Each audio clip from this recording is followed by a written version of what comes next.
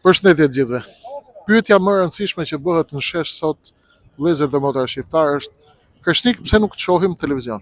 Unë do t'ju shpjegoj shumë shpejt. Është një masë e madhe mashtruesish të cilët projektojnë sot opinionin publik shqiptar. Çfarë kërkohet për Kreshnikut? Rama dhe televizionet e kontrolluar për ti kërkojnë që pas 12 vitesh pushtet, unë të merrem vetëm me Berishën. Ndërsa Berisha, nga ana tjetër, u thot të tive që Kreshniku ka dalë vetëm, bashkë me njerëzit që janë rreth përçarkti dhe ne i shërbejmë Ramës. Ndërkohë, televizionet e të dyve ftojnë vetëm njëri tjetrin.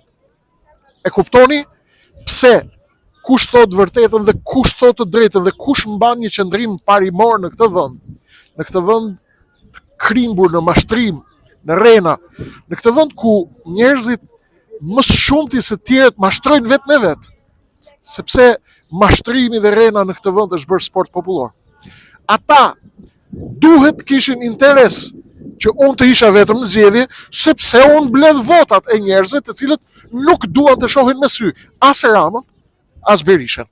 Rama i ka bllokuar mediat, sepse unë nuk pranoj që pas 12 vite shpopullim, shkatërim, hajdutëri, krim, burg, poshtërsi, fllihësi, anti-shqiptari, unë duhet të merrem vetëm me Berishën. Ky është kushti që duhet dalë tek televizionet e tyre. Ndërsa televizionet e Berishës thonë se Kreshniku i shërben Ramës. Ndërkohë ata janë të dy bashkë. Të dy bashkë, ne bashkë me njerëzit e ndershëm që kanë mbetur në këtë vend, duhet t'u japim një shuplak të gjithë bashkë. Bashkohuni me lëvizjen Adheu me numër 3. Ditën e votimit mos i besoni mashtruesit që thonë digjet vota.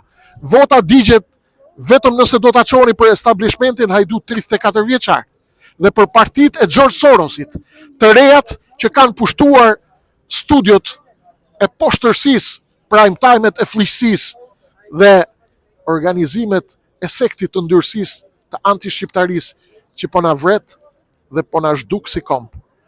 Kjo është loja, ky është teatri dhe kjo është fatura që paguan Kreshnik Osmani dhe lëvizja Adheu.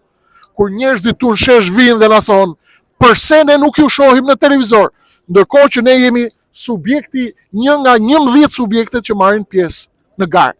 Kjo është poshtërsia, ky është sekti i poshtërsisë dhe sekti anti-shqiptarisë që po manipulon shqiptarët, por nuk do t'ja dalin, sepse janë në fund të frymarrjes tyre, oksigjeni po mbaron dhe nuk ka Ram, dhe nuk ka Soros, dhe nuk ka Kushner, dhe nuk ka lasivita që t'i